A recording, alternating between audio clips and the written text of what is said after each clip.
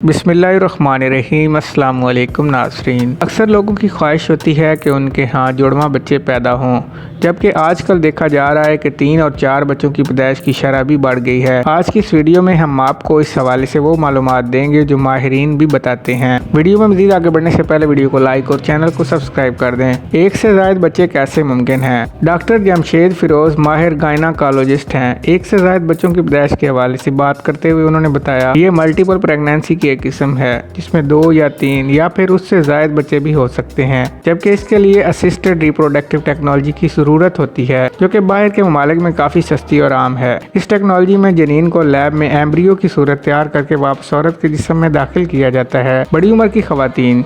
Doctor Jamshed ने एक और वजह बताते हुए कहा कि बड़ी उम्र ख़ासतौर पर 35 साल की उम्र के बाद हामला होने वाली खवातीन में भी मल्टीपल प्रेगनेंसी का चांस होता है, क्योंकि उनके अंदर फोलिक एसिड और हार्मोन की सतह बहुत बढ़ जाती है।